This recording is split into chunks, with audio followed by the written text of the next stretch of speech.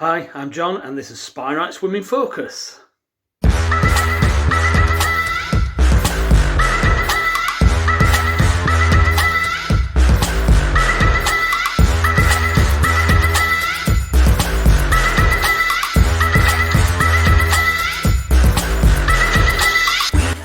Hi and welcome to the first edition of Spireites Women Focus.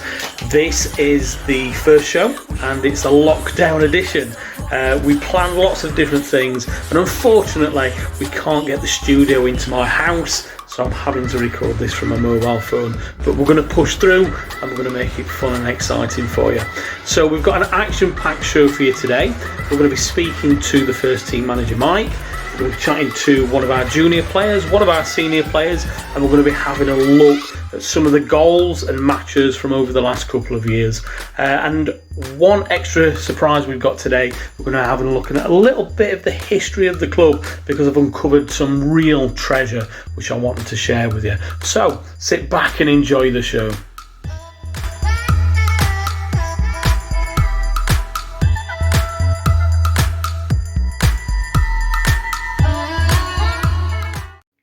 So to kick the show off today, we wanted to chat to first team manager Mike. So he is my first guest on a cuppa and a chat.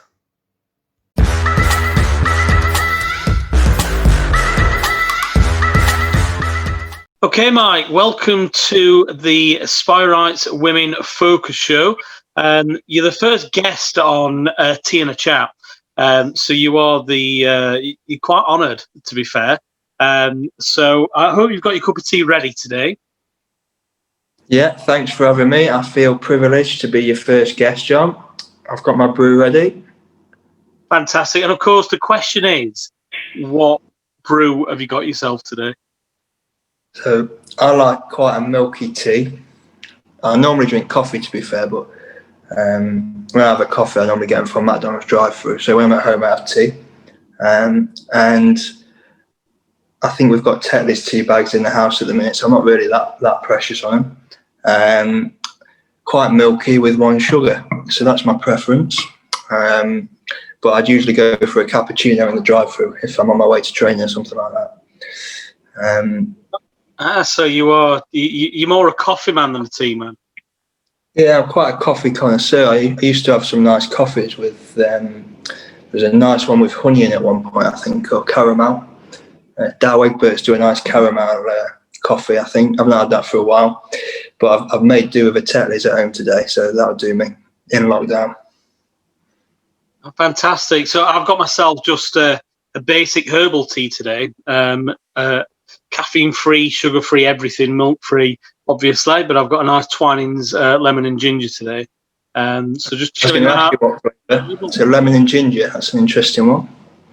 Yeah, I do like lemon and ginger, if I'm honest.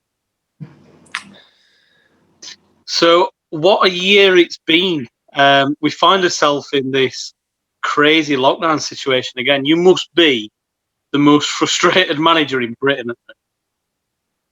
I think it's one of them things, isn't it? I've took quite a pragmatic approach of it all recently, in that you can't impact things outside your control, so you just have to go with the flow a little bit and see what happens. But there's a hell of a lot of people out there in a worse position than us. We're just frustrated that we can't play football or coach football or see people, but there's a lot of people fighting for their lives or working to save people's lives. So credit to those sorts of people, really. I think we're all frustrated. Everyone who plays football, I'm sure you're frustrated, but I think quite a lot of people who I speak to at the minute are just quite laid back about it all, and it is what it is, and we'll get back to playing football, I'm sure, at some point, but there's other priorities at the minute. Like we said a few months back, I think we all thought we might have got away with it and we've got back to playing, and it's now seems like back to square one, but I think there's a bit of daylight at the end of the tunnel now, so hopefully a couple more months and we're back to doing what we all love. Yeah, I certainly hope so. It's it'd be nice to see life get back to normal at some point. And I think at the minute we can see the light at the end of the tunnel. And I think you're absolutely spot on, because there are people out there working hard on our behalf, really, and a few of those that play for our club as well. Yeah, I mean, there's obviously people within the club that Robin, who works in the NHS, and there's a few others that are doing important jobs like teachers and other things. So I mean, there's so many different people doing amazing stuff, and credit to them all for keeping the country going, really. So on kind of football matters then, have you took this lockdown as, do you know what, I'm going to have a bit of a rest? Have you been planning like crazy, or have you just done something completely different? I know I've kind of found my love for music again, and I've been doing loads of cooking, and I've been a bit 50-50. Yeah, it's one of them things where you look at it and go, do we try and get the players on like a Zoom call every week or 2 times a week? Do we get them doing online fitness sessions? And it's like, I just feel that they're all, I feel a bit like this. I'm sure they feel similar, that you just feel exhausted of doing Zoom sessions and things like that. And I think everyone just fancied a bit of a break and just put your feet up for a little bit, because there's nothing worse than doing weekly Zoom calls for 6 weeks and then it gets extended, and you're just forcing it, when I think sometimes you just got to be a little bit human and go, you know what, give everyone a bit of a break. Yeah, touch in and check that everyone's okay every now and again, but people deal with things in different ways. And I think if you start saying, oh, you must be on this Zoom call at this time to talk about tactics or whatever it may be, I think you soon lose the love for the game a little bit. So I've put my feet up last couple of weeks, watched a few different documentaries, a few around football, a few not, a few different films and things, and just tried to refresh myself. It's like a little winter break, I suppose. So once we've got a bit more daylight or clarity on when we're going back to football, I think we'll start putting some plans in place of how to return. But the players are professional; they keep themselves fit and go out and do things. So I don't need to badger them on that front. And they're all pretty good footballers. So I'm pretty sure when we go back to playing, they'll all be back on it and perfectly fine. What's kind of happening with the club at the minute? Obviously, there are still things happening behind the scenes and stuff like that. So, where is there anything moving? Is there anything to talk about, or is it just kind of everything on hold? Yeah, the club never really stops. There's always stuff happening behind the scenes, which is great. There's so many passionate people involved.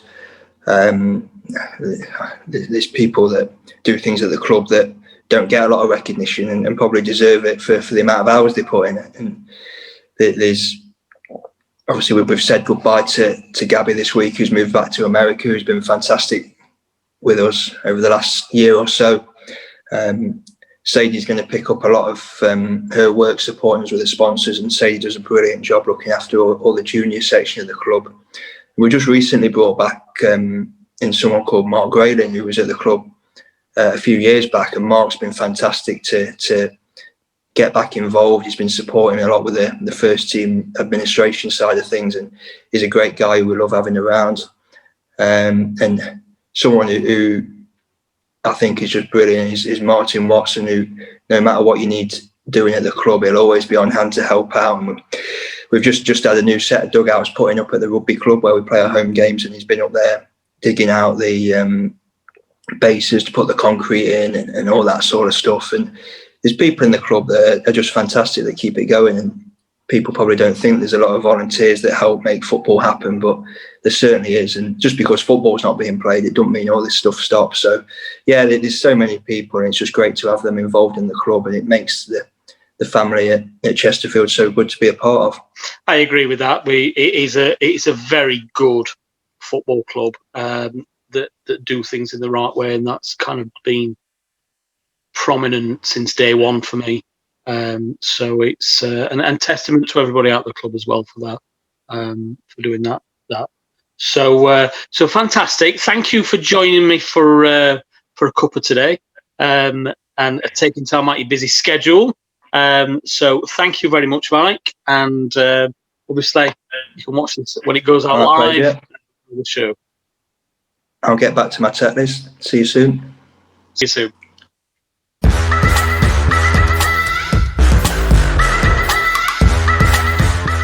Now, I'm sure nobody's missing football more than me. So just to cheer you up, I've put together a compilation of some of the goals from over the last 24 months or so. So there's some real crackers in here. So let us know in the comments which one is your favourite goal. I know which one mine is, and I might let you know that a little bit later on.